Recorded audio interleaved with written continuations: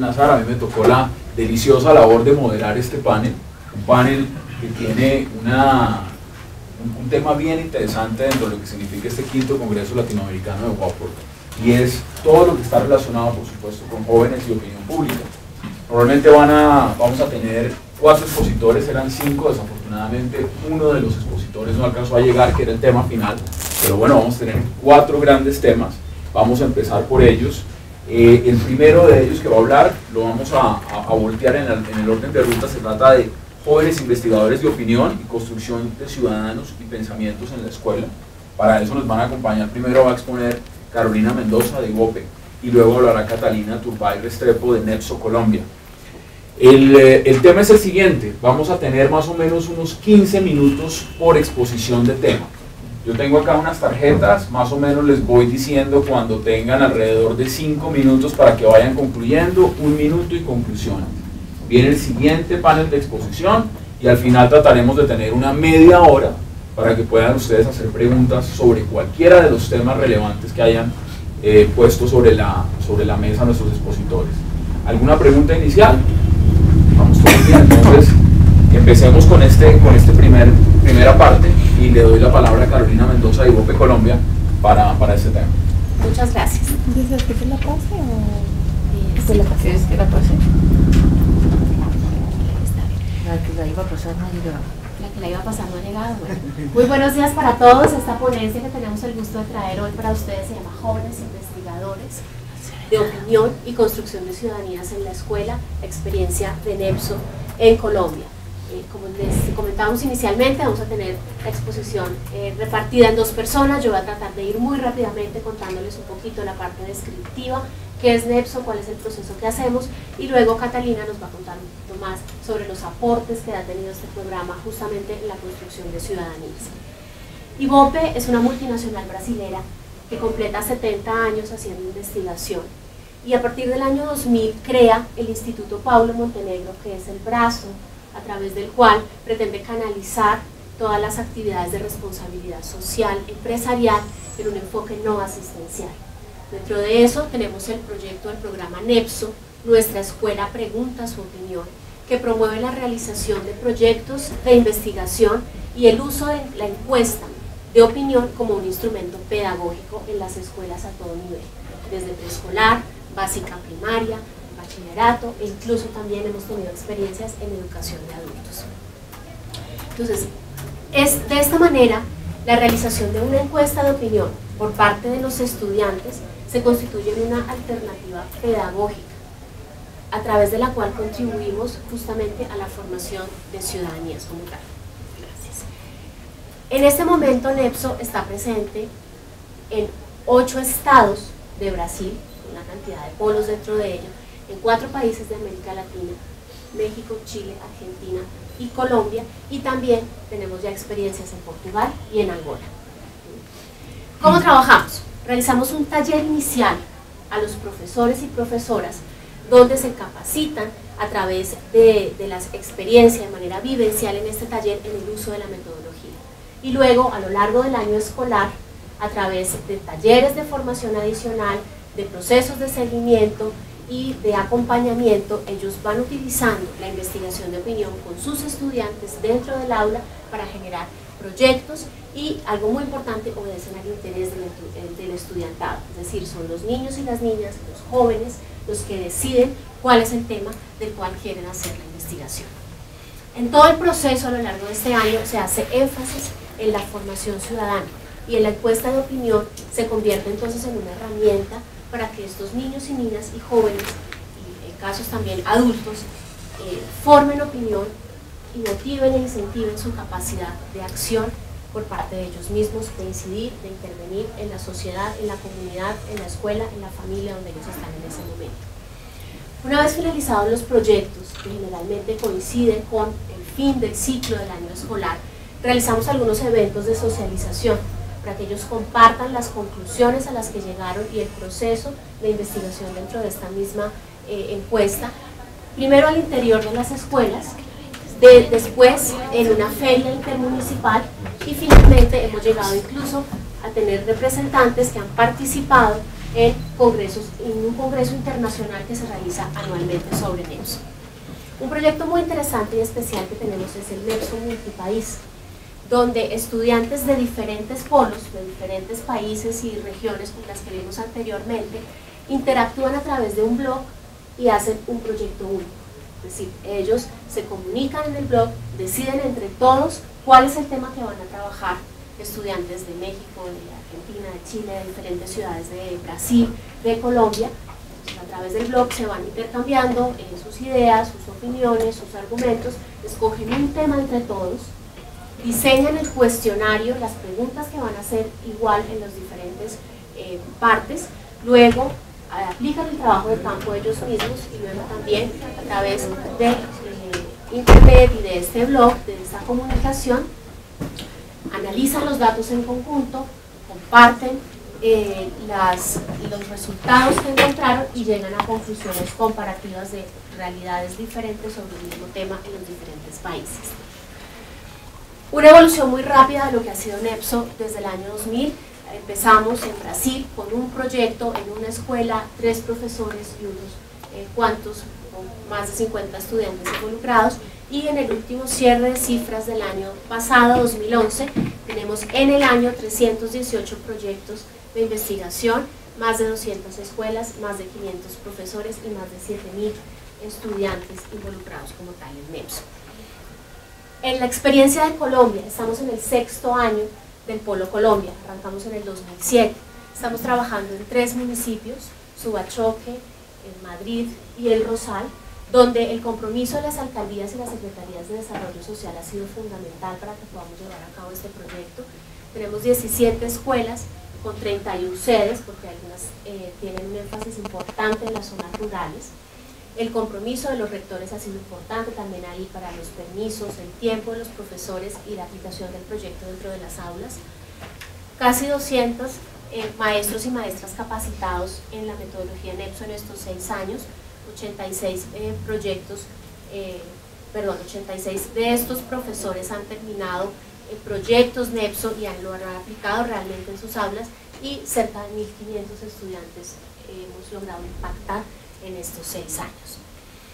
¿Cuáles son los temas que los muchachos y las muchachas y los niños y las niñas escogen? Es un tema interesante porque como ellos mismos son los que deciden el tema que quieren investigar, vemos ciertas tendencias en el tema.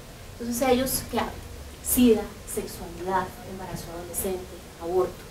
También tenemos calentamiento global, reciclaje, fuentes de agua, el acueducto en mi ciudad. Tenemos nuestra vereda, la tradición oral, las problemáticas de la comunidad como tal, el desempleo que se puede estar generando, los temas como las vacas o las plantas medicinales que están muy relacionadas con las actividades económicas de mayor relevancia en estas zonas. Y por otro lado también calidad de educación, educación para el trabajo. Les preguntamos a ellos, ¿por qué escogen estos temas? Estamos haciendo nosotros una consulta también por ellos. Aquí van ustedes expresiones textuales de lo que los jóvenes, las jóvenes y los niños y las niñas expresan. ¿Y qué es lo que vemos y concluimos? Que lo que a ellos más les interesa es lo que está en su entorno, lo que viven cotidianamente, las problemáticas en las que ellos se ven involucrados todo el tiempo. Básicamente la conclusión, porque estos temas, lo que ellos nos dicen es lo que vivimos los jóvenes. Ahora, acá les va a contar un poquito cuál es el aporte realmente que nosotros vemos en la construcción de ciudadanías con el proyecto NEPSO. Bueno,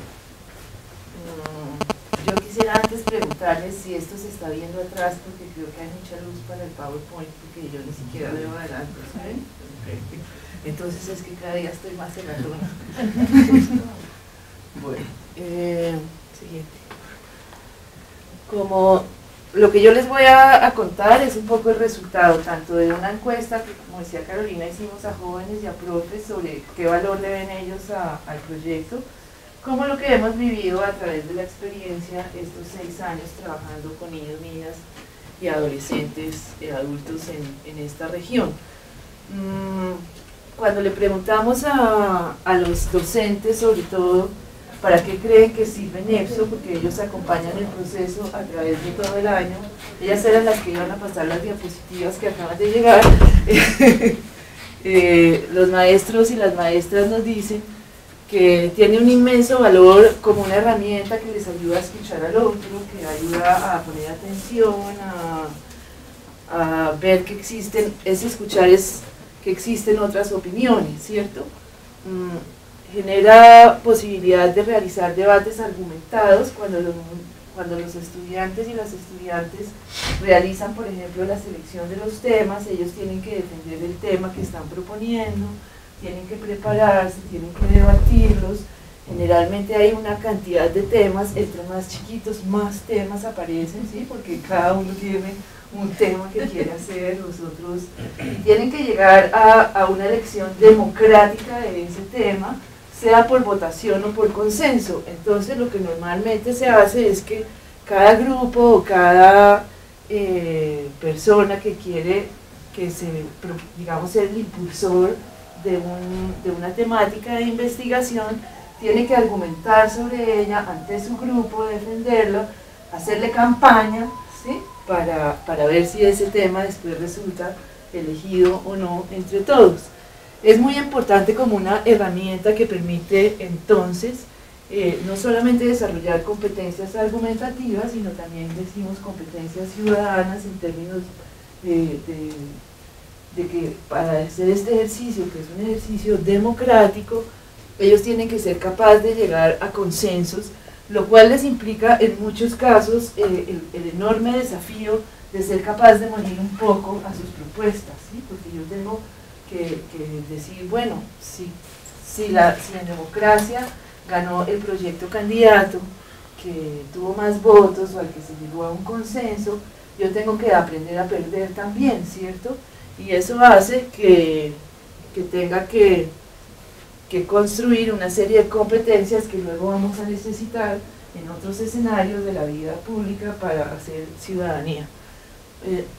Implica respetar las ideas de otros, reconocer los saberes que existen también en la comunidad. Muchos de estos chicos no solo hacen las consultas dentro de la escuela, sino que en gran parte se hace un trabajo de campo por fuera de la escuela, que hace que los muchachos y las muchachas tengan la oportunidad de comprometerse más con los problemas de sus comunidades y valorar y respetar de una manera plural las diferentes opiniones. Siguiente, gracias. Ya me mostraron la tarjeta. Entonces, eso hace que los chicos y las chicas se fortalezca el sentido de pertenencia a sus contextos, el mayor compromiso con sus comunidades y las opiniones diversas que existen en las comunidades, tanto escolar como local. Siguiente. Bueno, como les decía entonces, pues eso les facilita tener una cantidad de valores democráticos, respetar las diferencias, reconocer que existe el otro como un legítimo otro, también la importancia de argumentar, la importancia de aceptar ganar o perder, y todo eso contribuye a construir en ese proceso pedagógico lo que es la dimensión política de la ciudadanía en estos estudiantes. Hay también un fortalecimiento de su responsabilidad social. Los chicos empiezan a preocuparse por los problemas del agua en sus regiones, de los acueductos, del manejo de las basuras, de los puestos de salud, de las veredas, de la extinción de animales, todo eso, lo cual hace que esa dimensión más social de la parte ciudadana se fortalezca también sobre temas de empleo, de desempleo, etc.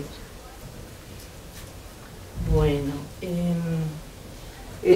aquí ustedes tienen pues algunos ejemplos de todo el proceso que ellos hacen, tanto de manera manual como artesanal, que llevan a las ferias, hacen todo su proceso de investigación. Hacemos mucho énfasis en que después de que ellos hacen esta propuesta de temas y las argumentan, aprendan a realizar un proyecto de investigación siguiendo la metodología de encuestas y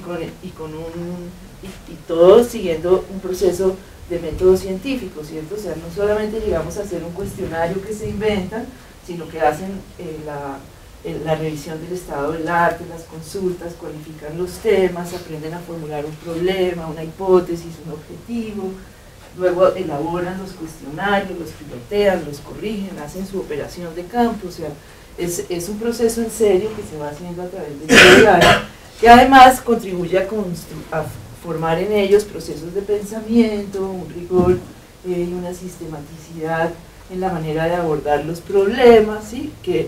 Y ver que la opinión además es una forma de conocer, pero no es toda la forma de conocer, ¿cierto? Y que eso hay que tenerlo más sustentado. Bueno, ¿cómo vamos? 5 minutos? Que me azoró.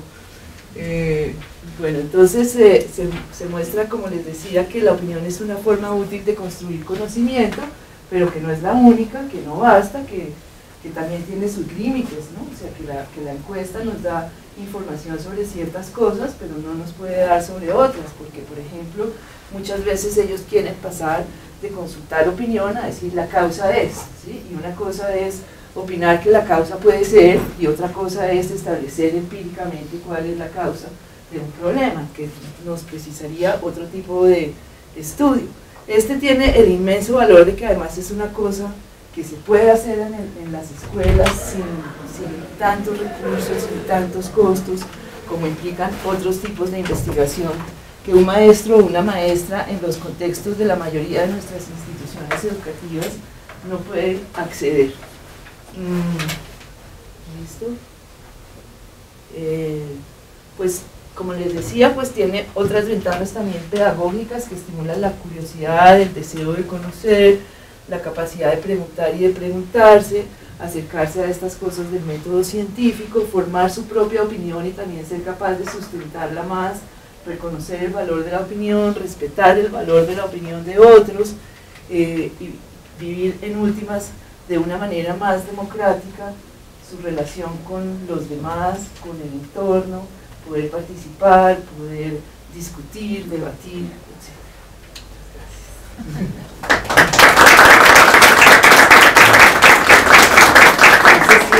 Preguntas y eso después. Sí, al final hacemos todas las preguntas. Okay. Bueno, ahora le doy la palabra para el tema que tiene que ver sobre juventud y actitudes políticas hacia el 2012 a Isabela Codonú.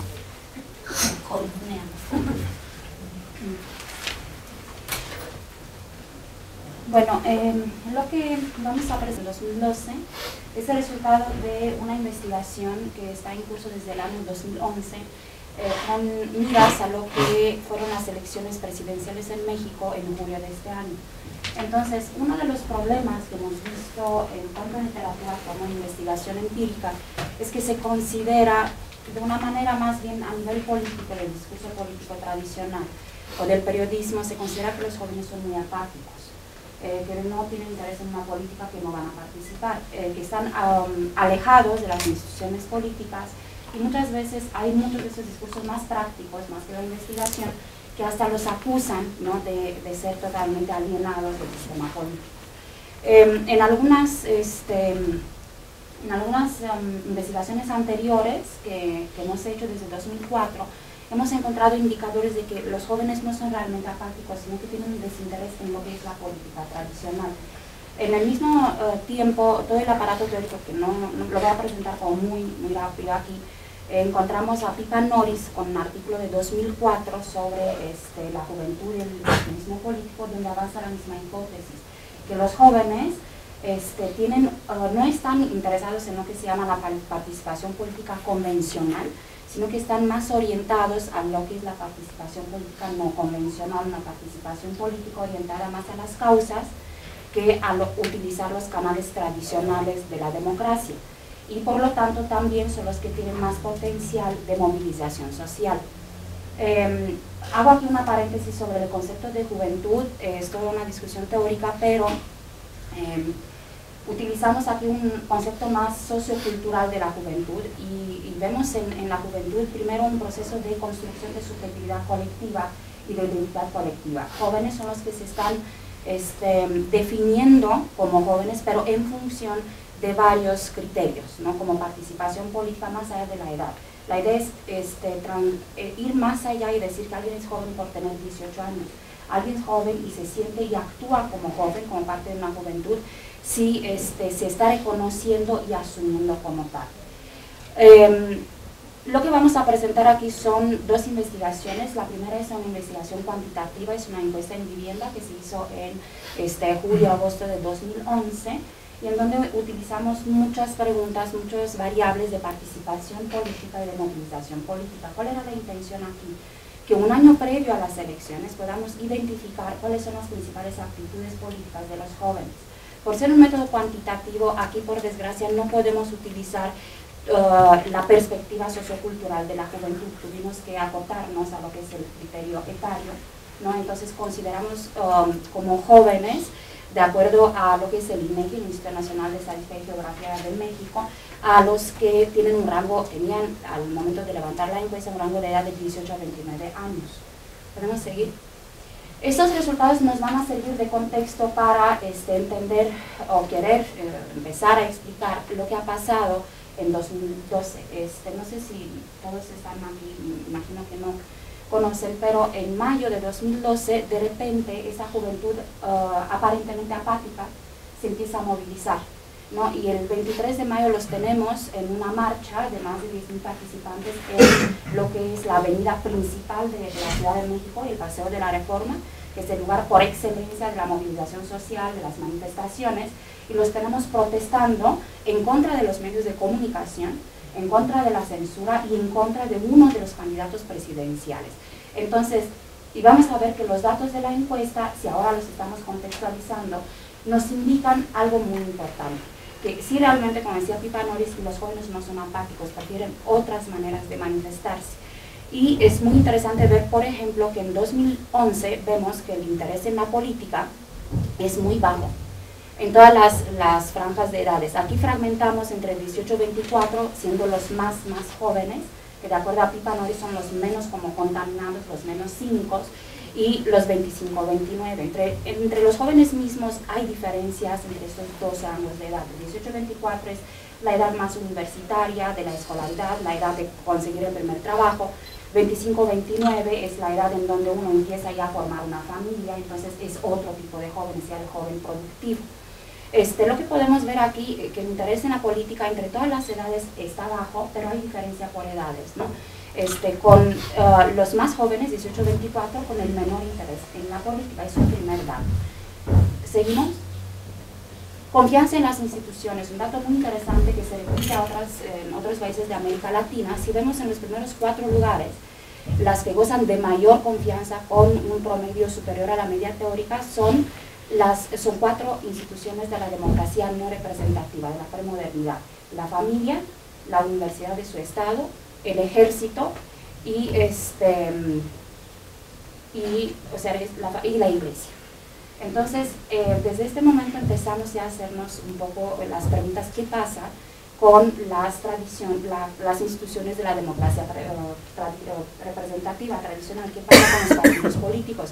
¿Qué pasa con la presidencia? ¿Qué pasa con los varios niveles de gobierno? Todos gozan de muy baja confianza política. Igual es un dato que a nivel internacional se empieza a observar desde los años 70, que la confianza política está bajando, entonces no es una sorpresa. Quizás aquí la interpretación se debe más hacia en quién sí tienen confianza, que como decía, son esas 4 instituciones de la premodernidad, ¿no? Y que son instituciones más jerárquicas, como es la iglesia o la familia. ¿Podemos seguir? Eficacia política interna y externa. Aquí hicimos un indicador. La encuesta es realmente muy larga, ya se publicaron varios artículos y solo para poder darles algunos resultados, presentamos algunos de los resultados de manera más compacta. En eficacia política interna y externa hicimos un indicador grupando diversas variables, ¿no? Y lo que vemos aquí es que la eficacia política, el sentimiento de que son representados, que las instituciones los toman en cuenta, ¿no? Pero que también pueden impactar en la decisión de las instituciones, es muy baja. En todos los rangos de edades está por debajo de la media teórica. La media teórica siempre es 3, y no hay diferencias entre los rangos de edades. Entonces, jóvenes o mayores de 30 años, todos sienten que el régimen, tanto que no los toma en cuenta, la democracia no toma en cuenta sus intereses a la hora de tomar decisiones, como sienten que ellos no pueden impactar por lo menos no por la vía de la participación tradicional en la toma de decisiones. Otro dato interesante es cómo están calificando el funcionamiento del sistema democrático. Esto fue una variable en sí. Se les preguntó, se les pidió que dieran una calificación al funcionamiento del sistema, ojo, no a la democracia, sino al funcionamiento del sistema. Y lo que vemos es que todos los promedios, o sea, el promedio general de toda la muestra es 6.87, o sea, prácticamente está reprobado, tomamos en cuenta que la media teórica es 7.5. Igual no tenemos diferencias entre las edades, entonces tanto jóvenes como mayores de 30 valoran bajo, relativamente bajo, el funcionamiento del sistema. Pero al mismo tiempo se valora muy alto la importancia del voto, ¿no? Entonces empezamos a tener ya un paisaje un poco más complicado y vemos que tanto jóvenes, vemos que la diferencia entre los promedios prácticamente no existen. Los más jóvenes, 18-24, tienen la misma conciencia de la importancia del voto, valoran muy alto la importancia del voto como una forma de participación política. Aún así, la eficacia política sea muy baja.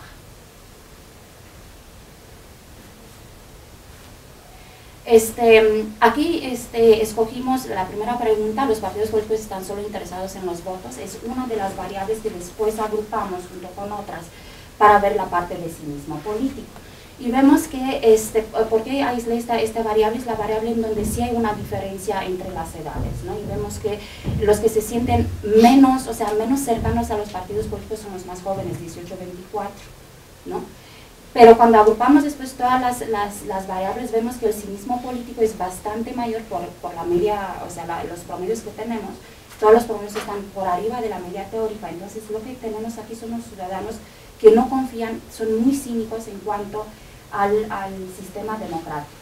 Lo valoran bajo, le dan en cuanto al funcionamiento una baja calificación, sin embargo mantienen esta confianza en la importancia del voto como una, diríamos en ese momento, la única forma de participación política.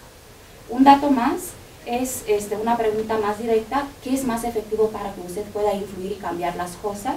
Y vemos que se están prácticamente verificando, confirmando los datos. La primera, la más alta, la primera opción es votar para elegir a políticos que defiendan mis intereses. Tenemos un 25% de toda la muestra, con porcentajes muy parecidos entre las edades. Y participar en movimientos sociales de protesta en este momento, en agosto de 2011, no era opción. Era opción solo para un 15% de toda la muestra. Claro, si hoy pensáramos un poco en quién realmente participó, más o menos estamos por este 15-20% de toda la muestra. Lo interesante aquí es hacer bien lo que me corresponde, que tenemos un 30% de la muestra que prácticamente es lo que llamamos como autistas sociales, ¿no? No quieren participar, solo piensan que incumplir a lo que a mí me corresponde, y eso sí, claro, es un criterio muy subjetivo. Con esto pueden influir y cambiar las cosas. Y un 45% otra vez dicen votar.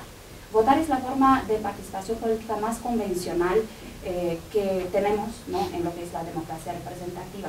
Al parecer en esta encuesta, en este momento, en agosto de 2011, lo que, ¿podemos seguir? Lo que teníamos,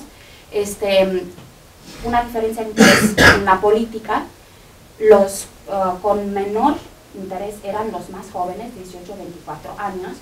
Aquí una paréntesis, entendemos por eso la política tradicional, porque vamos a ver que un año después, estos mismos jóvenes a través de las redes sociales conocían muy bien los temas, pero cuando les hablas de lo que es la política tradicional se sienten completamente alienados. ¿Qué tenemos? Confianza en las instituciones muy baja, ¿no?, con la mayor confianza en este tipo de instituciones prácticamente premodernas. Tenemos una alta importancia del voto con una baja valoración de lo que es el funcionamiento del sistema democrático. Esto quiere decir, si bien se considera que el sistema democrático debería seguir, se está valorando de manera negativa su funcionamiento, se está valorando de manera baja la eficacia política, o sea, la representatividad del sistema en cuanto a los intereses ciudadanos. Y esto creo que es el dato más importante. Lo que vemos en agosto de 2011 es un tipo de alienación, sobre todo de los jóvenes, de las formas tradicionales de hacer política. de los partidos políticos. En el contexto electoral, esto puede llevar a algunos resultados no esperados. ¿Podemos seguir? ¿Podemos seguir? ¿Qué pasó? ¿Cuánto tiempo me queda? 5 minutos. ¿Qué ha pasado en mayo de 2012? De repente, uno de los candidatos presidenciales hace una visita a una universidad privada, una de las universidades privadas más exclusivistas, o sea, son jóvenes de clase media alta, y empieza ya un movimiento de protesta. Una parte de los estudiantes le enseñaron carteles, algunos muy emotivos. Es muy importante destacar esto por el componente emotivo de las movilizaciones sociales. Algunos de los carteles decían te odio, y otras que le recriminaban hechos de represión que el partido que lo postulaba había hecho en sus 70 años de gobernar México. Es el candidato del PRI. Frente a esas manifestaciones, políticos la calificaron como porros y acarreados de izquierda, por lo cual empieza un movimiento muy interesante que es un movimiento identitario. Son 131 estudiantes que hacen un video, lo suben en YouTube, lo hacen circular por redes sociales con la credencial en la mano diciendo que son estudiantes de la Iberoamericana y no son porros ni acarreados. Se forma así el movimiento Más de 131, que después sale, una semana después sale de la universidad, sale a las calles, se hace una primera marcha con solo 800 participantes, pero en ese momento se le empieza a juntar varias otras universidades públicas y privadas, y nace el movimiento Yo Soy 132. Es el momento en el cual el movimiento ya sale a las calles y se transforma de todos los estudiantes. En este momento hemos hecho una investigación cualitativa, hemos hecho una etnografía visual y un flash survey, un sondeo cualitativo, y aquí brevemente los temas de la primera marcha. La primera marcha, 23 de mayo, salen en el espacio público. De acuerdo a los teóricos de la movilización social, es esta ruptura, ¿no?, que marca ya que ahora sí tenemos un movimiento social. Salen y hacen una marcha en lo que es el espacio, les decía, en la Ciudad de México, el espacio de la protesta, y algunos de los temas principales de esta protesta, aquí son algunas de las fotos, son muy inventivos.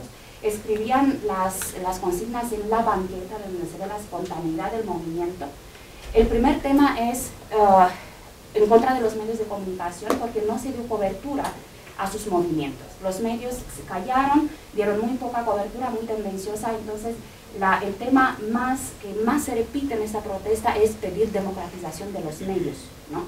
Es en contra de los dos grandes monopolios en comunicación, Televisa y TV Azteca, y entonces es muy interesante ver que es un tema de la sociedad civil, y los jóvenes, desde su posición de jóvenes universitarios, piden que los medios de comunicación cambien, y cambien en cuanto a información, en cuanto al derecho de la información de los ciudadanos.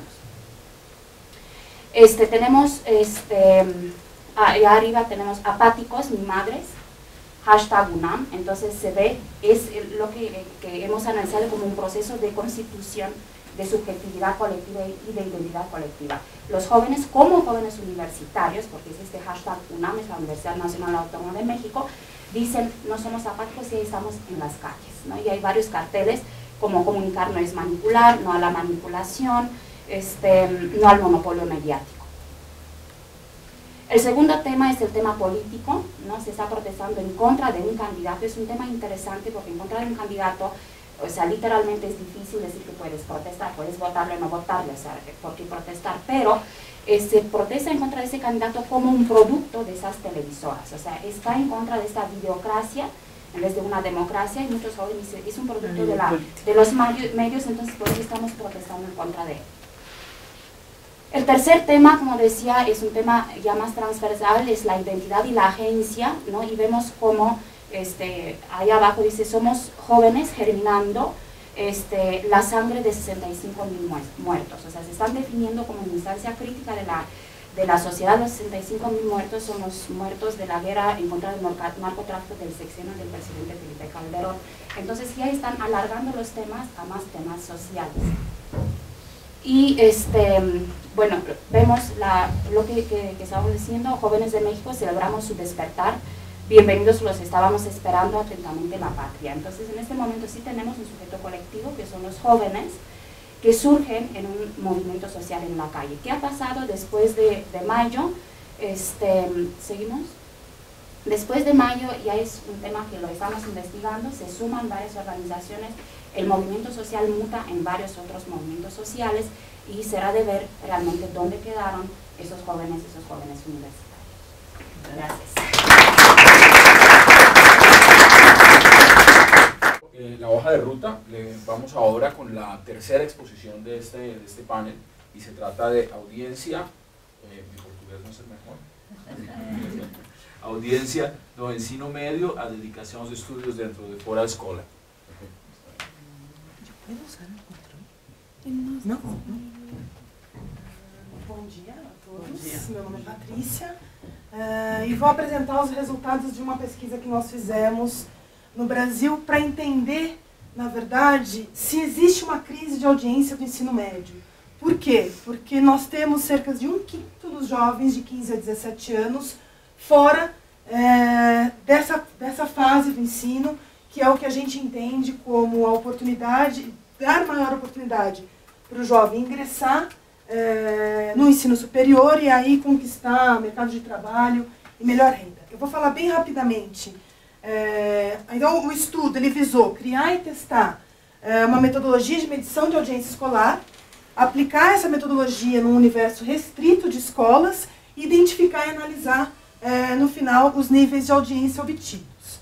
A grande surpresa para a gente, então eu vou apresentar um pouco da metodologia, como a gente fez, e em seguida... Em espanhol, para entender o conceito, se diz rating da televisão, como se diz rating da televisão, a ideia aqui é estimar o rating da aula, ¿no? das classes. Em ensino secundário, eu creio. Média. Então, vou nesse primeiro momento, a pesquisa na verdade ela foi dividida em duas partes. Num primeiro momento a gente quis medir a audiência dentro da sala de aula e entender como esse jovem se dedica ao estudo também fora da sala de aula. Então, para entender como o estudo se dá dentro da sala de aula, nós selecionamos 36 turmas do ensino médio em 18 escolas localizadas em 3 regiões metropolitanas do Brasil. Usamos para fazer a monitoria um formulário em que o investigador ia até a escola e acompanhava ao longo de 10 meses, durante uma semana, o que acontecia efetivamente dentro daquela sala de aula. Se tinha aula, se não tinha aula e o que na verdade estava sendo realizado dentro da sala de aula, que tipo de aula estava sendo dada. E no segundo momento a pesquisa com uma entrevista com os alunos para conseguir entender como é que eles se dedicavam fora. Então, pegando o conceito de audiência dos meios de comunicação, que é a relação entre a oferta do conteúdo, ou seja, a programação, e o conjunto de pessoas assistindo ou ouvindo a tal programação.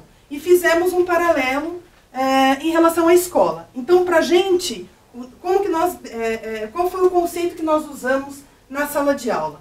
Nós vamos eu vou chamar ao longo da apresentação toda de oportunidade de ensinar o que na TV ou nos meios de comunicação seria a grade de programação.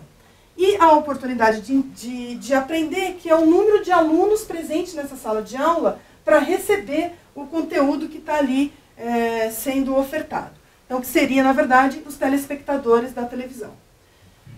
A grande revelação da pesquisa é que dentre essas 36 turmas, dessas 18 escolas, nós descobrimos que o nível de oportunidades de ensinar ocorre de forma diferente. E conseguimos segmentar essas escolas em 3 grandes grupos. O primeiro grupo, que a gente chama de grupo que tem alta oportunidade de ensinar, ele é composto por escolas cuja ocorrência de aulas no momento monitorado foi de 89% a 79% em relação à carga horária prevista, ou seja, o tempo de exposição de aula em relação ao total variou entre 89% e 79%. O de média oportunidade de ensinar são as escolas que tiveram, então, de 76% a 65% do tempo total previsto das aulas ocorridas. E o grupo 3, o de baixa oportunidade de ensinar, onde a ocorrência de aula cai entre 64% e 52%. Para a gente chegar, então, no percentual de oportunidades de ensinar, ou seja, no percentual de programação que estava sendo ofertado, o que nós fizemos? Nós analisamos os diários e chegamos a um total, para cada grupo, um nível diferente. Então nós pegamos o total de aulas que realmente foram efetivadas, ou seja, existia um professor ou algum tipo de atividade que trazia para o aluno alguma oportunidade de receber conteúdo. No grupo 1, a gente percebe que dos 100% de aulas que deveriam ocorrer, 93% efetivamente aconteceram. No grupo 2, acaba caindo para 78% e no grupo 3 para 63%. A partir desse número, nós calculamos o tempo total que realmente foi ofertado de aula para esses alunos. Então, nós temos no grupo 1, foram 117 minutos de aulas ofertadas, no grupo 2, 88 minutos, no grupo 3, 77 mil minutos. E chegamos, então, ao número de que, considerando os minutos ofertados e os minutos que realmente deveriam ter sido realmente ofertados para eles, nós chegamos, então, que para o grupo 1, 83% das turmas tiveram, então, algum momento de oportunidade de ensinar. Isso cai para 71 no grupo 2 e 58 no grupo 3. E o que isso significa efetivamente? Que do total de horas previstas, no grupo 1, 164 horas foram dadas, foram transmitidas algum conteúdo. No grupo 2 cai para 122 e no grupo 3 para 108. Então significa que no grupo 1, 33 horas do total do ano todo deixou de ser ofertado. No caso do grupo 2, 51 horas, no caso do grupo 3, em 72 horas. No Brasil, o nosso ano letivo tem uma duração de 200 dias úteis. Quando a gente faz toda a conversão, em que resultado a gente chega? Que o grupo 1 chegou a perder 8 dias do total dos 200 dias que deveriam ocorrer no ano letivo. No 2 foram 13 dias perdidos e no grupo 3, 19 dias perdidos. Então nós chegamos então à primeira medida, que é a oportunidade de ensinar. E vamos agora olhar as oportunidades de aprender. Então, se a oportunidade de aprender é o telespectador ou o espectador, nós usamos duas medidas para chegar então nesse número. Usamos os dados oficiais da escola, de alunos que foram matriculados em cada uma das turmas que nós monitoramos, e trabalhamos com uma média de alunos para cada um dos grupos. E também, naquele momento de fazer o preenchimento do diário, o investigador avaliava quantos alunos estavam presentes na turma no começo e no final da aula, e chegamos então a uma média de alunos por turma. Para chegar então nas oportunidades de aprender, que significa a conta entre a média de alunos matriculados e a média de alunos presentes. No grupo 1, as oportunidades de aprender são de 66%, no grupo 2, 61% e no grupo 3, 55%. Achados essas duas variáveis, a gente vai então para o cálculo da audiência. Considerando então que no grupo 1 a oportunidade de ensinar é de 83% e a de aprender é de 66%, nós chegamos ao nível de audiência no grupo 1 de 55%, que significa um total de 2 horas e 13 minutos de aulas efetivamente ocorridas e com gente lá recebendo algum conteúdo. A média de hora-dia de aula numa turma de ensino médio no Brasil é de 4 horas, ou seja, o melhor grupo tem uma perda de quase metade do total de horas que ela deveria receber durante o dia. No grupo 2, isso cai para 1 hora e 44, então o nível de audiência passa a ser de 43, e no grupo 3, 32%, tendo efetivamente apenas 1 hora e 17 minutos do total de horas previstos por dia. Pode seguir? Aqui a gente apresenta, então, as diferenças por alguns segmentos, e a gente percebe, quando analisamos os dados por período, o noturno em todos os grupos, com exceção do grupo 3, que é a parte da tarde, o que tem menor índice de audiência, e no grupo 1 e no grupo 2, a turma da noite é quem acaba tendo maior prejuízo. Quando nós analisamos os dados por ano, do ensino médio, no grupo 1, o menor nível de audiência acontece entre as turmas de primeiro ano, no grupo 2, de terceiro ano, e no grupo 3, 22% é o nível de audiência no primeiro ano. E considerando os dias de semana, nós já suspeitávamos desse resultado, mas comprovamos que a sexta-feira é o dia mais crítico. Significa que realmente as pessoas não vão ou saem mais cedo, os professores não comparecem, enfim, acaba sendo o dia mais crítico. A segunda parte, como eu falei, foi uma pesquisa com os alunos dessas 36 turmas que nós monitoramos para entender como ele estuda fora da escola. Nós aplicamos um questionário em 1.760 alunos entre junho e dezembro de 2010, questionando se ele havia realizado um dia antes da entrevista e no final de semana antes da entrevista, se ele tinha feito alguma atividade fora da escola, se ele tinha feito alguma tarefa, alguma lição de casa, se ele tinha feito algum trabalho a pedido de algum professor, se ele tinha lido algum livro a pedido da escola, algum livro por iniciativa própria, se ele havia feito alguma pesquisa escolar na internet ou alguma outra atividade que ele considera como estudo. E nós chegamos nesses percentuais, né, para conseguir, então, perguntar para cada um deles que dizia, sim, eu fiz alguma dessas atividades, nós perguntávamos por quanto tempo ele tinha se dedicado, então, a ela. É interessante notar que, entre as atividades realizadas fora da escola, existe, neste público, principalmente, cursos de informática, em todos eles, como a aula fora da escola, que mais ocorre. No grupo 1, línguas, música, esporte, acaba sendo um pouco mais citado do que curso profissionalizante ou cursinho para o pré-vestibular. E no grupo 2 e no grupo 3, o curso profissionalizante acaba tendo um pouco mais de força do que línguas, música ou esporte. Então, qual é exatamente o tempo que eles se dedicam ao estudo fora da escola? Quando nós pegamos o total da amostra, ou seja, se dedicou ou não se dedicou, e olhamos lá o tempo declarado por cada um deles, enquanto o grupo 1 se dedica um pouco mais de 1 hora por dia aos estudos fora da escola, no grupo 2 é cerca de 1 hora, e o grupo 3, que acaba sendo um pouco mais crítico na questão de receber a informação e de estar presente lá na audiência da escola, acaba sendo uma performance de estudo um pouquinho melhor do que no grupo 2. Quando a gente olha apenas para aqueles que disseram, sim, eu fiz essa atividade e o tempo que eu gastei foi esse, o tempo aumenta um pouco, mas não aumenta assim tão significativamente. Mas no grupo 3, que acaba sendo o mais prejudicado lá dentro de sala de aula, acaba sendo aquele que fora da escola, os alunos desse grupo são os que acabam se dedicando mais fora da escola. Então, o que a gente conseguiu concluir com esse estudo?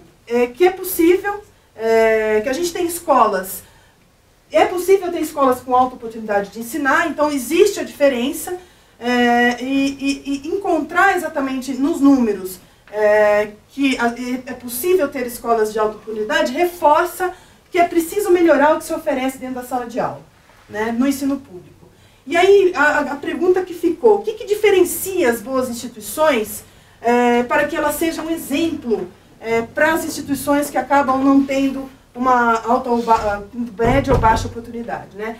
A gente não pretendeu avaliar isso, mas a gente identificou fatores que ajudam a contribuir para a efetivação da aula em si, né? Seja ela maior em um determinado grupo. Então fica aí a oportunidade para estudos futuros para a gente conseguir entender exatamente o que faz com que uma escola tenha tanta oportunidade e outras não. As oportunidades de aprender, elas também ocorrem de forma diferente, né? As instituições com bom índice nesse quesito, elas podem trazer coisas que podem ajudar a fazer com que o ensino atraia o jovem para a sala de aula, ou seja, será que se a gente tiver realmente uma boa oportunidade de ensinar, o aluno vai se sentir motivado para comparecer e receber esse conteúdo, né? Nós validamos e desenvolvemos uma metodologia que pode sim auxiliar a identificar comportamentos que ajudem a compreender exatamente o que faz as oportunidades de aprender e ocorrerem de formas desiguais. E, por fim, a pesquisa fornece uma base de informações consistentes que permite aprofundar várias outras análises e buscar também coisas que correlacionem e que possam ajudar a possibilitar a identificar fatores que influenciam positivamente ou negativamente. Não está aqui, mas a gente fez todo um levantamento para entender o perfil de cada uma dessas escolas e para que nos ajudasse a entender exatamente por que uma escola tem uma boa audiência e outra não. E, além disso, a pesquisa também colaborou para que a gente levantasse alguns questionamentos. Se o noturno é o turno que tem menor audiência, e não está aqui, mas já sabendo que grande parte desses alunos não trabalha, será que vale a pena deixar esses alunos no noturno se eles não trabalham? Né? Sendo que a parte da manhã é a parte que mais proporciona audiência aos alunos, enfim, ficaram aí alguns questionamentos. O Instituto Unibanco, que foi a instituição da educação, que é focada na área da educação, utilizou a pesquisa e está desenvolvendo um software para que ele seja utilizado pelos professores das escolas em que eles atuam, para que esses professores possam acompanhar mais de perto a presença e a relação dos alunos e conseguir medir a própria audiência. Então, é uma metodologia fácil que pode ser aplicada por qualquer professor para que ele consiga aí ter algum tipo de indicador para entender a audiência da sua aula e dos seus alunos. Obrigada.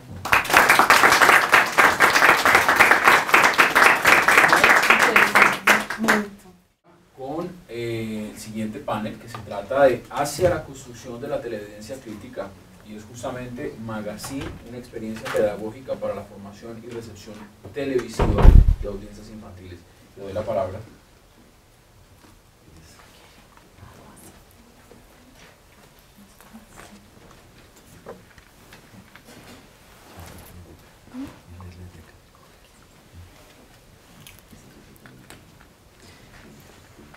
Buenos días. Una aclaración, no es Magazine, sino Magazine. Magazine, una experiencia pedagógica para la formación y recepción televisiva de noticias infantiles.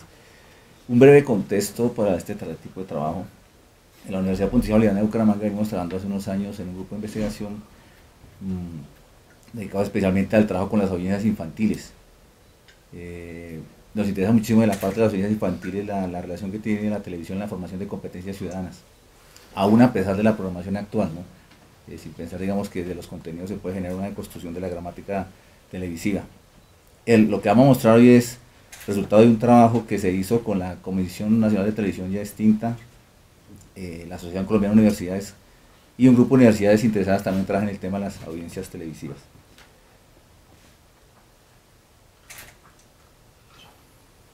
La siguiente ponencia pretende formular una reflexión sobre la televisión en su relación edu-entretenimiento, televidencia crítica y ciudadanía a partir del diseño y la aplicación de una estrategia pedagógica para generar procesos de televidencia con un grupo de audiencia infantil.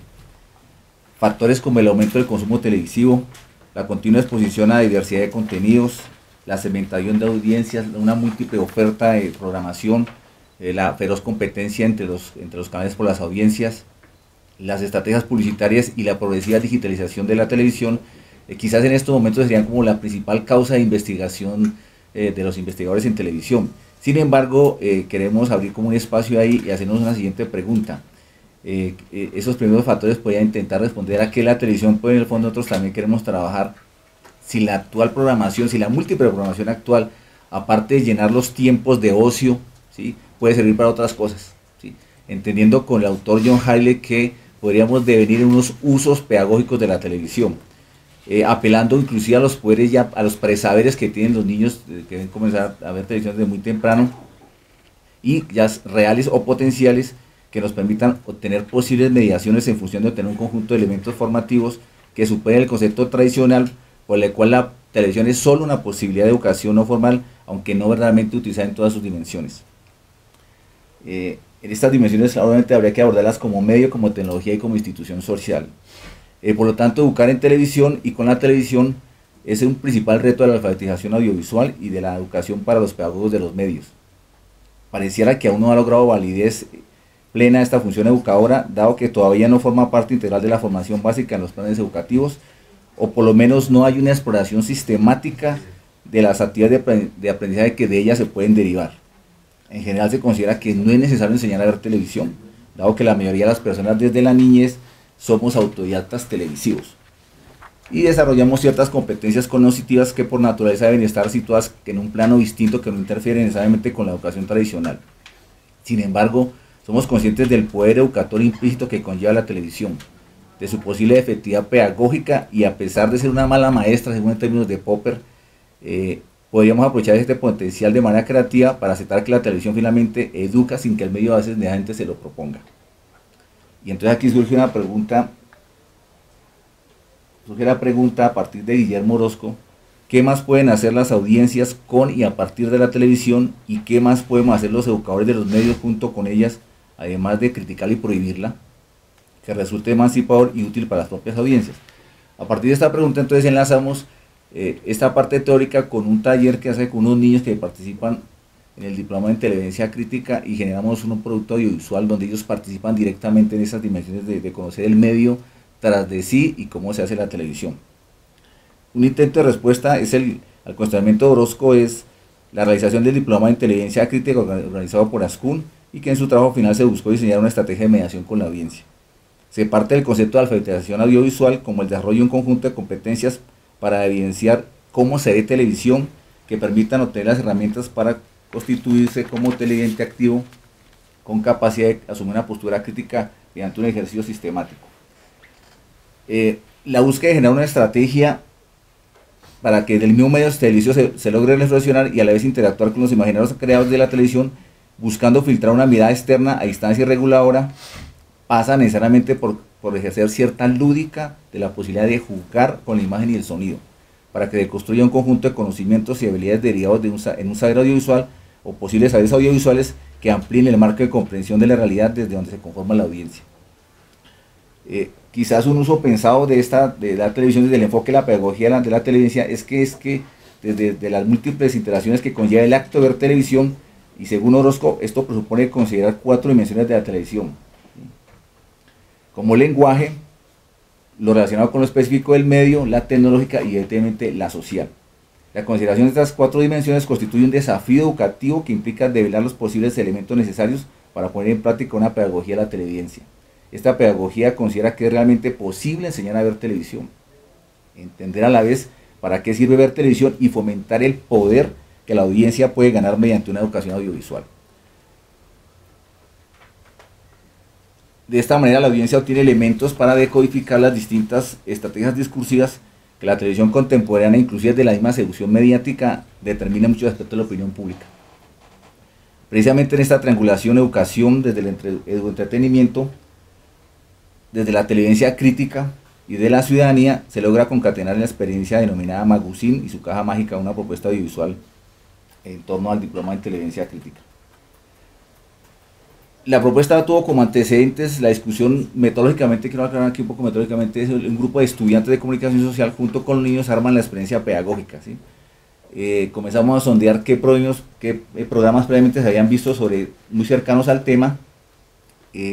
Algunos programas como Chinche, Romeo y Buceta, que apelan a la comedia y al humor, tienen un fuerte componente aquí en nuestra audiencia colombiana, son de alto nivel de recordación, y uno podría pensar que habría unos saberes pedagógicos implícitos ahí que se pueden descifrar y codificar, inclusive de los mismos niños.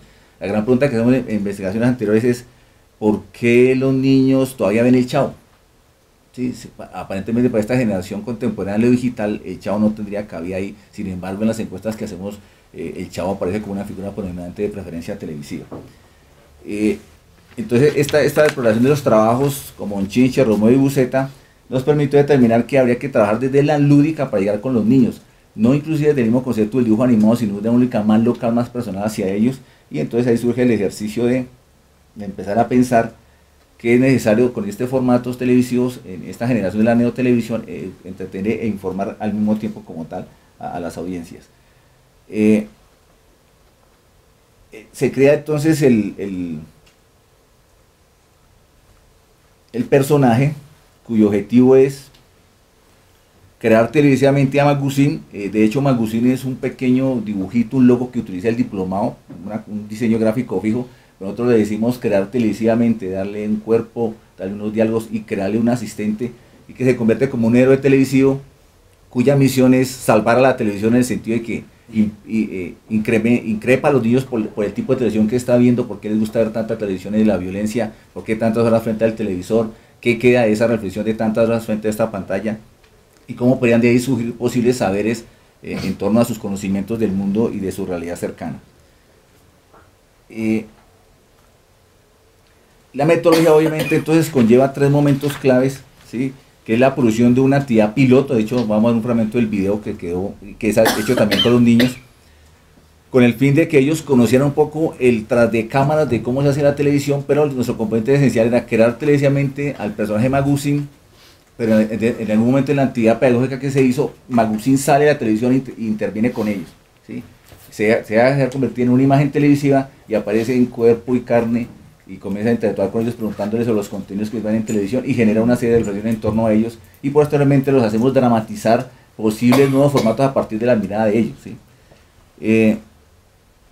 Y entonces aquí quiero mostrar, este es el personaje de Magusin, tomado ya, es un estudiante de comunicación con cierta manejo de la lúdica, de trabajo con niños, y este es un personaje televisivo, pero al mismo tiempo es un personaje de carne y hueso, rompiendo un poco con el concepto del héroe tradicional televisivo invencible, sino que interactúa directamente con los niños. Entonces voy a mostrar fragmentos del video y continúo con la ponencia para, no sé, aquí vamos con el volumen para que no interfiera.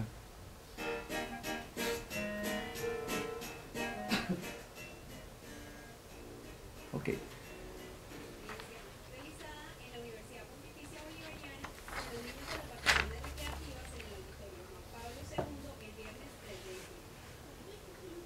Se reúne un grupo de niños, hay un contexto de una actividad lúdica, unas vacaciones recreativas. Era la primera vez que se tocaba el tema de, digamos, de la inserción del video hecho por ellos, no se tocaba realmente otro tipo de actividades más como deportes, y empezamos a indagar con ellos sobre sus preferencias televisivas. En muchos casos los investigadores nos sorprendían que nos hablaban de preferencias televisivas de programas que nosotros ni siquiera conocíamos, ¿sí? O sea, una curiosidad porque sí hay como un rompimiento ahí entre esos gustos infantiles y realmente lo que uno cree que ven los niños, no sé, como una primera conclusión. Entonces hay un concepto formado de que los niños solamente ven dibujos animados, resulta que no. Digamos que televisivamente los niños están siendo viejos, ¿no? La televisión los está volviendo viejos y en la medida en que manejan los contenidos. Ella es Mireya, es la asistente del mago. Ella se presenta en carne y hueso frente al grupo de niños con el que se trabajó y utilizando los trucos del mago Magusin intenta interactuar con los niños para que comiencen a criticar y a fortalecer, digamos, el concepto de la televisión. Se construye un videoclip con algunos conceptos básicos, como intentando decir que el niño de la televisión no empieza cuando ella le empiezan a ver, sino mucho antes. La televisión tiene una historia, y en torno al concepto de la cajita mágica, por eso el concepto del mago, que su visión es volver que los niños intenten ver otros contenidos televisivos como tal, ¿sí? Aquí nos apoyamos mucho en las propuestas de Kaplan y Martín Barbero, obviamente, donde nos dice que esta formación a través de los medios implica una deconstrucción del lenguaje, el saber cómo se hace la televisión, de dónde vienen sus mensajes, pero también enforzábamos muchísimo la posibilidad de que los niños también intentaran hacer televisión, en este caso un video hecho por ellos, donde los apoyaron hacia aquí en la realización. Entonces Mireya actúa como una conductora frente a ellos en un taller que hizo en un teatro, que combinaba un aspecto multimedia que era la proyección de Magusin en pantalla, pero también en carne real, en cuerpo presente, para que los niños lograran distinguir entre ese concepto de realidad y ficción televisiva y que puedan interactuar directamente con ese personaje creado ahí. Algunos resultados del trabajo, pues se hace un cuestionario posterior a este trabajo hecho con ellos, donde les preguntas qué fue lo que le impactó del medio. La mayoría consiguió que era la posibilidad de que pudieran hablar por el personaje televisivo, que pudieran tratar de descubrir cuáles eran sus trucos mágicos para poder cambiar la televisión, y utilizamos un componente tomado de la ficción televisiva donde Magusin entra en un profundo sueño y recibe una voz externa, una voz de alguien que le dice que debe cambiar la televisión, y los niños que están en ese momento en el taller deberían ayudársela a cambiar. Entonces propongan nuevos formatos que no les gusta la televisión, inclusive logran dramatizar situaciones de la casa televisivamente. Entonces descubrimos que los niños, a pesar de que no lo evidencian directamente, digamos, en la aula tradicional, tienen unas grandes competencias audiovisuales y dramatizan de una manera espontánea, muy rápida, frente a los conflictos familiares y algunas cosas que surgen ahí en el trabajo que tienen diariamente con la escuela. A partir de estas preguntas, entonces nos quedan unas reflexiones sobre esta estrategia piloto que Los niños tienen una capacidad audiovisual no explorada, o sea, el aula, hay una distancia fuerte entre los contenidos que trabajan en la escuela, digamos, en el sentido del aula, y las posibilidades que podría generar la televisión frente a ellos. O sea, es decir, la televisión, no solamente colocar el televisor dentro del aula, sino a partir de alguien de un niño que permanece a veces más tiempo frente al televisor que en la misma aula, es posible de generar contenidos de aprendizaje que en dos dimensiones, reflexionarlo como un medio también, pero con la posibilidad alta de interactuar con el mismo medio, desde el punto de vista que él puede crear sus propias imágenes y sus propias narrativas como tal. Apelamos también a autores como Pérez Tornero, para identificar cuál es la interacción con el medio.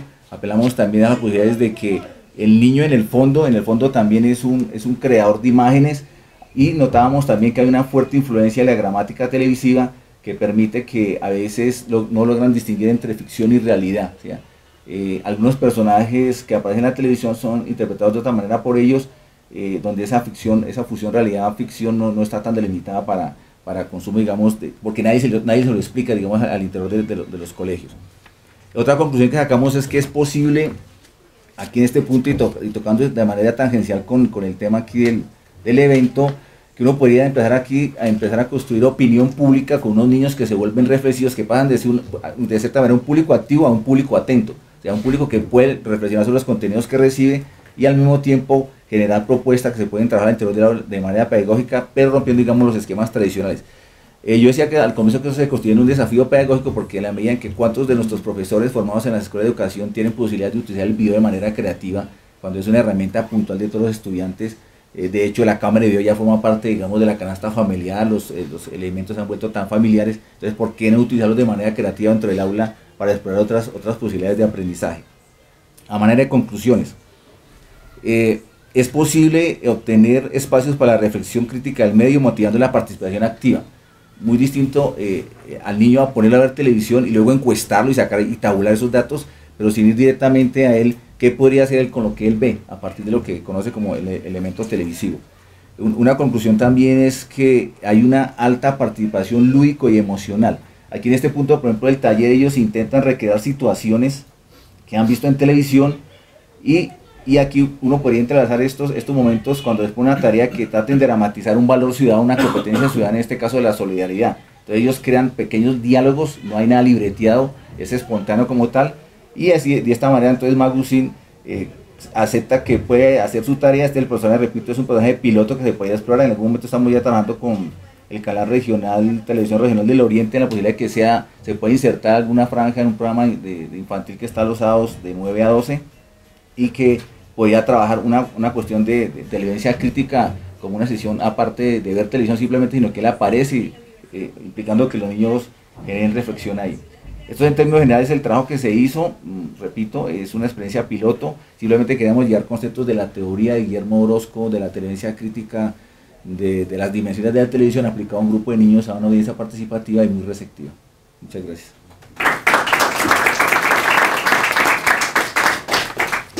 Concluidos las exposiciones, tenemos más o menos 25 minutos. ¿Hay algunas preguntas que quieran hacerles ustedes a alguno de nuestros expositores referente a los temas que expusieron?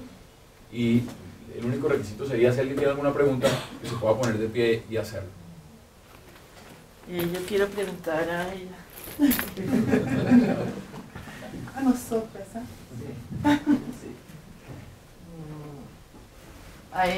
¿Se examinó de algún modo en alguno de los casos la relación entre tiempo y logro académico?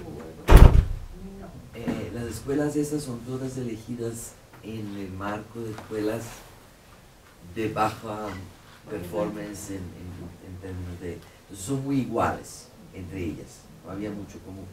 Lo que sí se vio, claro que son solo 18 escuelas, son 6 en cada 3 ciudades, pero sí hay un factor red escolar importante, ¿no? Y finalmente un poco es cuando la estructura escolar está con profesores que son más permanentes, menos temporarios, que se quedan más años en esa escuela, que todo eso marcha mejor. Y cuando no, todo eso marcha peor, y esa es la variable más para la escuela que más fuertemente se relaciona con el tema, siendo que las escuelas son todas seleccionadas en franja de escuelas de baja performance. Yo tengo una pregunta, ¿son escuelas, los estudios se hicieron en escuelas privadas o públicas? Públicas. En las dos. Públicas. Y son todas apoyadas por un programa social de un instituto vinculado a un banco en Brasil, en alianza con la Secretaría de Educación, que les pidió que actuaran en escuelas muy débiles. Entonces ya se eligieron escuelas de baja performance académica. Teniendo el marco de lo que es Brasil poblacionalmente, comparándolo con el resto de América Latina, uno podría decir, evidentemente habría que hacer otros estudios, pero que ese tipo de estudios se pueden aplicar al resto de América Latina. Sí. Lo que se buscó acá fue, primero un poco el desafío vino del mismo instituto, que el financiador del estudio era el programa social que quería dimensionar, porque no sé por qué lo llamaron rating de enseñanza media, ¿no? Y cuando eso nos llegó como para hacer la propuesta, como nosotros conocíamos en Ibope cómo se mide el rating, y creamos exactamente la misma medición que se haría por un medio de comunicación con los mismos criterios. Y eso ha hecho que la comprensión de esos datos fuera muy fácil por cualquiera, ¿no? Entonces, al mismo profesor, al mismo educador, al mismo padre de familia, le puedes decir, miren que la audiencia de esa escuela está mala, porque los programas están mal, porque no se transmiten bien, o porque el alumno no viene a asistirlo. Y la idea es popularizar el concepto, reproducirlo como forma de monitorearlo por la sociedad civil, que tanto los alumnos están expuestos efectivamente al contenido. Y como causas de ese rating, de ese bajísimo rating, porque uno dice, o sea, ¿cómo es posible que estén estudiando 1 hora y pico, 2 horas? Y ni sabemos cuál es la calidad de la enseñanza. Absolutamente en acá solamente el tiempo, la cantidad, las personas y en ningún momento... Si el profesor estaba diciendo tonterías, Sí. o si el alumno estaba durmiendo, se midió igual como elemento positivo, ¿no? Y ya se empezaron a hacer, es que, digamos, todo era intuitivamente conocido, ¿no? De qué parte del aula no se transmite, que los profesores faltan, que los alumnos faltan, que los viernes nadie va a la escuela, bla, bla, bla. Al momento que se dimensionó el impacto efectivo de cuánto eso puede tener de peso, se está empezando a mirar, inclusive sobre decisiones de política pública, en el sentido que estaba comentando Patricia, ¿para qué poner cursos nocturnos? Si sabemos que los cursos nocturnos no van a tener alumnos, y la gran mayoría de los que van a cursos nocturnos no están trabajando en enseñanza media. ¿Por qué aumentar? Se está hablando mucho de enseñanza media a tiempo completo, pasar de las 4 a las 6, a las 7 horas diarias. Si ya no están yendo a las 4 horas, ¿qué sentido tiene aumentarla para que igual no vayan? Entonces, es una respuesta que finalmente puede contribuir a varias decisiones en términos de lineamientos de política pública y generalizables hacia América Latina. Pero no se sabe por qué no hay. No tenía esa función, era puro cuantificación. ¿Alguna pregunta referente a algún otro tema? Isabela, hay un tema que me quedó pendiente, y es, usted hablaba de lo que tiene que ver la baja percepción en la juventud en México frente a la vieja clase política, la manera de hacer política se le entendí bien. Ahora, hay una gran importancia frente al voto. Los jóvenes en México consideran que el voto es muy importante. Sin embargo, ¿hay abstinencia? Sí, claro que sí. Ese es de hecho es uno de los temas que tenemos, tenemos algunas hipótesis al respecto. O sea, de manera discursiva, reconocen como el voto como forma de participación política la más importante, pero la podemos ver como de manera negativa, que no ven otras formas de participación política. Por ejemplo, participar en una campaña de parte de un partido político, un candidato, que es otra forma de participación política no convencional, no la consideran ni ellos ni el resto de la población. Pero de otro lado, aquí es el papel de las redes sociales, que es algo que apenas estamos investigando, porque quizás con la manera de expresarse, lo que hemos visto, ¿no?, de mayo para acá, con la manera de expresar, de criticar a los partidos, a los candidatos, al régimen actual, es una nueva forma de participación política. O sea, el voto lo tomamos como forma de participación política, no como comportamiento en sí, porque abstencionismo sería comportamiento. O sea, una cosa es una declaración de intenciones y decir, como participación, yo considero que lo más importante es voto, pero no considero participar en campañas políticas, no considero donar dinero en campañas. Esta gente que veíamos en el mundo, yo soy 132, la gran mayoría, que de una u otra forma se fueron contra el PRI, no a favor de Andrés Manuel López Obrador, esta población, la gran mayoría votó o no votó. Pues no se no sabe. lo sabemos, es que no lo podemos saber. O sea, ojalá lo pudiéramos saber. Yo soy 132, es un movimiento en redes. De las redes sí bajó a la calle. Lo que sí hemos visto más cercano a julio y posterior a julio es que de repente el movimiento se empieza a fragmentar en varios movimientos. O sea, se quedan de un lado la parte más de jóvenes universitarios, ¿no? Y se empieza a radicalizar hacia la izquierda. En el flash survey que hicimos, sí, un 75% declaraban como intención de voto la alianza de izquierda, el PRD-PP Convergencia con Andrés Manuel López Obrador, la ha declarado en mayo. De aquí a que fue un comportamiento, pues realmente no hay manera de saberlo, porque solo si se hace una encuesta de salida en este momento, pero igual así es declarar. Lo que sí te puedo decir de otros indicadores, que el movimiento sí tiene ahora un núcleo más izquierdista, al cual se juntaron otras organizaciones, que son organizaciones más tradicionales de movimientos sociales, por ejemplo, como el sindicato, el SMEC, ¿no? El sindicato de electricistas y otras, pero ya que son organizaciones sindicales, son organizaciones más jerárquicas de lo que son los movimientos sociales. Actualmente el movimiento está fragmentado. Hasta un cierto punto en Twitter vemos que los que siguen protestando en contra de los resultados de la elección, porque se hizo una marcha cuando el Tribunal Electoral dio a conocer que la impugnación no procede. Entonces, en este momento, una parte del movimiento de protección va a salir a la calle y otra parte sí, que son los más radicales. Y esos más radicales dijeron, el movimiento somos nosotros, no ellos. Yo quiero preguntar. Sí, adelante. Al comienzo de la presentación, tú hablabas de pues, el escepticismo que había frente a la participación política hoy por hoy de la juventud. Pero hacías mención a que era al tipo de participación con la votación por partidos tradicionales, pero que sí hay una militancia alrededor de causas o de ciertos temas directos, ¿no? Así, no lo llamarían militancia. Sí, no militancia, sino sí, no.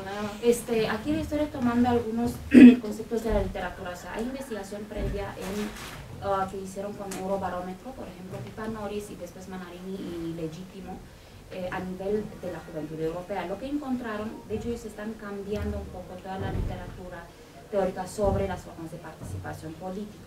Y hacen la diferencia entre lo que es la participación política convencional, que se hace por las vías de las instituciones democráticas convencionales. El voto es la más tradicional, pero, como estaba mencionando, participar en una campaña política, donar dinero para los partidos también son formas de participación políticas convencionales.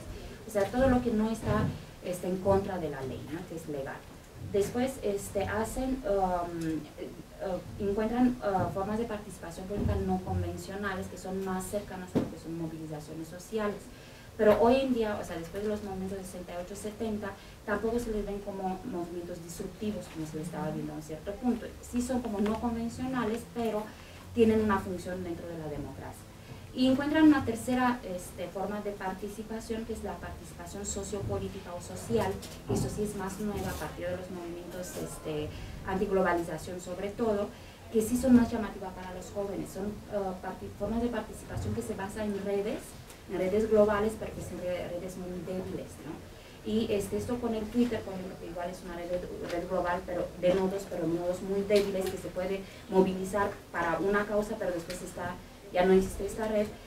Al parecer, ese tipo de forma social política, de que llama Pipa Noris, es la forma de la juventud de hoy. También Pipa Noris le llama participación orientada a causas, ¿no? Que los jóvenes, sí, bien, se pueden juntar.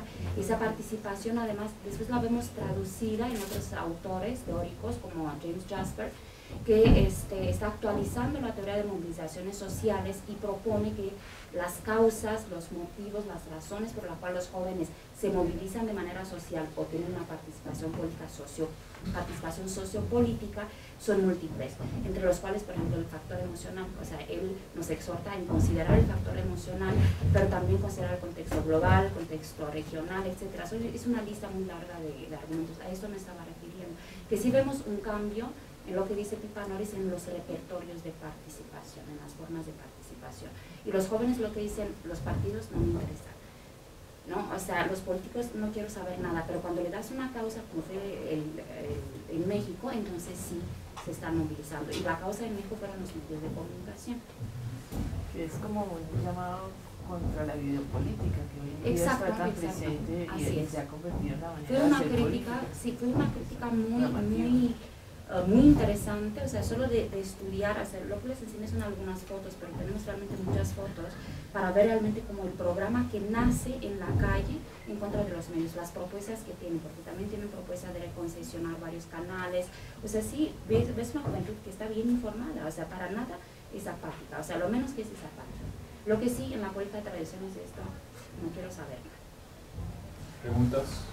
Yo sí tenía una pregunta al señor que era sobre, no entendí, creo que por limitación de mi español, si el contenido que nos enseñó, si ya está en el aire, si se transmite con cierta... No, es un proyecto piloto. Pero todavía es como aún como piloto no fue al aire. Se socializó con los niños y con los padres de familia. Okay. Pero está como un piloto, se está dando una sección de un programa infantil que es patrocinado por el Fondo de Desarrollo por la Televisión, incluido una sección de un programa infantil que hable sobre la televisión infantil. Pero eso es un plan, todavía no plan. Así que no tiene ninguna medida de cómo se reaccionó la audiencia, porque nunca fue Sí, con los niños que participaron sí se aplicó un cuestionario sobre qué les ha parecido el taller, la implicación del mago, del uso de la ficción, el uso del contexto real. Sí se hizo por ellos como grupo piloto de trabajo. Ok, gracias. ¿Alguna otra pregunta? Entonces, damos por concluida esta sesión y gracias a todos los expositores y por supuesto a toda la audiencia que vino a escuchar esta posición. Buena parte.